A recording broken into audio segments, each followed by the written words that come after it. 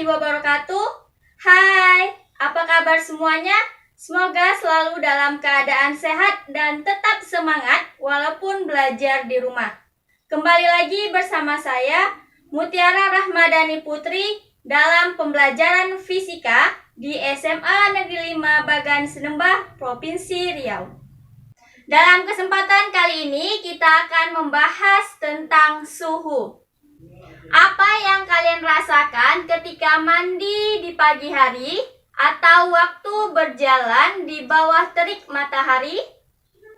Nah, pasti kalian akan merasakan dingin ketika mandi di pagi hari dan akan terasa panas ketika berjalan di bawah terik matahari.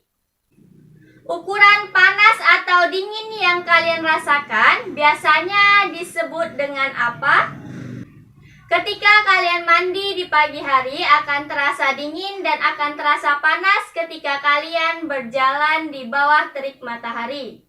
Apakah kalian dapat mengetahui seberapa dingin atau panasnya yang terukur oleh tubuh kalian? Agar suhu yang kalian rasakan dapat terukur dengan tepat, biasanya kita menggunakan alat ukur yang biasanya kita sebut dengan apa? Nah, untuk menjawab pertanyaan tersebut, simak terus video berikut ini. Sebelum memasuki pembelajaran, kita harus terlebih dahulu mengetahui apa tujuan pembelajaran. Nah, untuk tujuan pembelajarannya yaitu yang pertama, mendeskripsikan pengertian suhu. Yang kedua, yaitu menjelaskan alasan mengapa indera peraba tidak dapat digunakan sebagai alat pengukur derajat perubahan suatu zat. Dan yang ketiga yaitu membandingkan skala pengukuran termometer Celcius dengan pengukuran termometer yang lain. Apa yang dimaksud dengan suhu? Suhu adalah sebagai derajat panas atau dinginnya suatu benda. Indera peraba manusia adalah kulit. Apakah indera peraba kita dapat mengukur suhu dengan tepat? Nah, jawabannya yaitu tidak. Karena indera peraba tidak bisa menentukan suhu dengan tepat dan tidak bisa menyentuh benda yang terlalu panas atau yang terlalu dingin. Para ilmuwan telah menyelidiki dan menemukan suatu alat pengukur dengan tepat dan bersifat standar. Dalam arti dapat dipakai secara internasional, yaitu dinamakan dengan termometer. Dalam satuan SI, yaitu satuan suatu suhu, yang mana dinyatakan dalam Kelvin. Sedangkan di Indonesia atau dalam kehidupan sehari-hari, biasanya kita nyatakan dalam derajat Celcius. Sifat zat yang diukur untuk menyatakan suatu suhu disebut dengan sifat termometrik.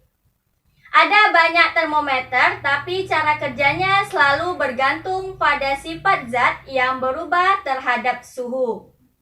Zat cair yang paling banyak digunakan untuk mengisi tabung termometer yaitu raksa dan alkohol.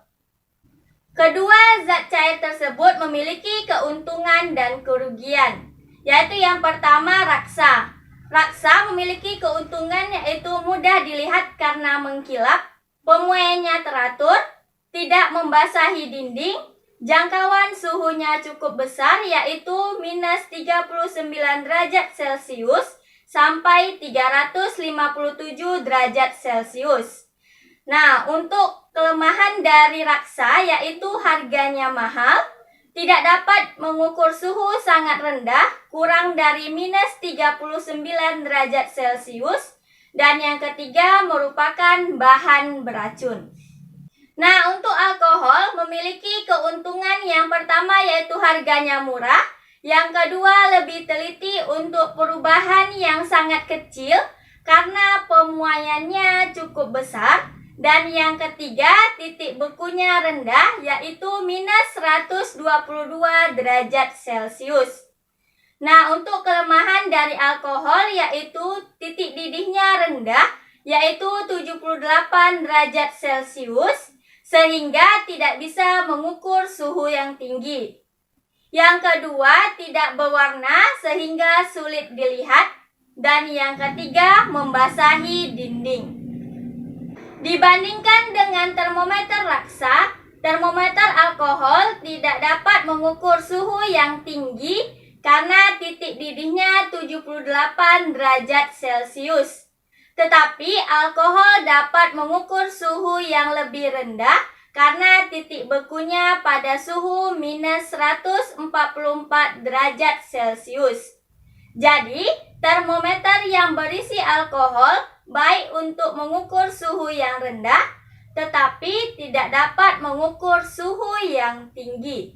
Selanjutnya, skala suhu termometer. Ini sudah kalian pelajari di SMP. Yaitu ada 4 skala, yaitu Celcius, Kelvin, Fahrenheit, dan Reaumur. Yang mana memiliki perbandingan 5:4:9 dan banding 4. Untuk mengingat kembali skala suhu termometer, bisa kalian lihat di tabel. Nah, selanjutnya masuk ke contoh soal. Suhu daerah pegunungan menunjukkan 20 derajat Celcius. Jika dinyatakan dalam skala Fahrenheit, berapa skala yang ditunjukkan? Nah, untuk menyelesaikan contoh soal tersebut, langkah yang pertama yaitu diketahui TC sama dengan 20 derajat Celcius. Selanjutnya yang ditanyakan yaitu TF. Sesuai dengan konversi skala yang mana TF sama dengan 9/5 dikali TC ditambah 32. Selanjutnya kita masukkan nilainya yaitu 9/5 dikali 20 ditambah 32.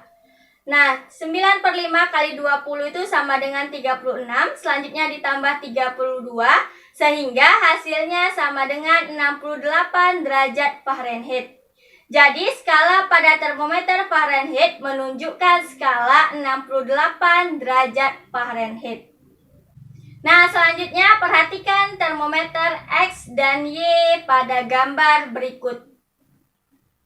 Pada termometer X dan Y berlaku perbandingan sebagai berikut, yaitu delta X per delta X0 sama dengan delta Y per delta Y0. Selanjutnya, TX dikurang TXBB per TXBA dikurang TXBB sama dengan TY dikurang TYBB per TYBA kurang TYBB. Yang mana TX itu sama dengan suhu tertentu pada termometer X, TXBB sama dengan suhu terendah di termometer X, TXBA yaitu suhu tertinggi di termometer X, TY yaitu suhu tertentu di termometer Y, TYBB sama dengan suhu terendah di termometer Y, dan TYBA yaitu suhu tertinggi di termometer Y. Nah, untuk lebih memahami, lihat contoh soal berikut ini. Air mendidih bersuhu 30 derajat Celcius. Termometer Y mempunyai titik tetap atas 150 derajat Y dan titik tetap bawah minus 50 derajat Y. Tentukan berapa suhu air mendidih menurut termometer Y. Nah, untuk menjawab contoh soal tersebut, langkah yang pertama yaitu diketahui TX sama dengan 30 derajat Celcius. TXBB sama dengan 0 derajat Celcius, itu merupakan titik tetap bawah air. Selanjutnya TXBA sama dengan 100 derajat Celcius, ini merupakan titik tetap atas pada air mendidih. TYBB sama dengan minus 50 derajat Y dan TYBA sama dengan 150 derajat Y. Nah, yang ditanyakan yaitu TY. Nah, untuk menjawab contoh soal tersebut, kita gunakan persamaan TX dikurang TXBB per TXBA dikurang TXBB sama dengan TY dikurang TYBB per TYBA dikurang TYBB. Selanjutnya, yaitu kita masukkan nilai-nilainya.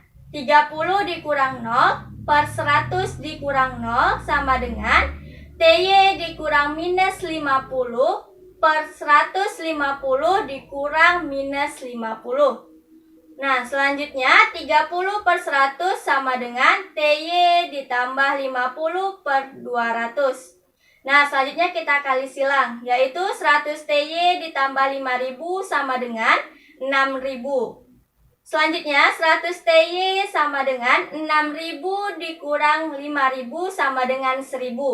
Sehingga TY sama dengan 10 derajat Y. Itulah skala pada termometer Y. Sekian pembelajaran kita hari ini, semoga dapat membantu kalian belajar di rumah. Assalamualaikum warahmatullahi wabarakatuh.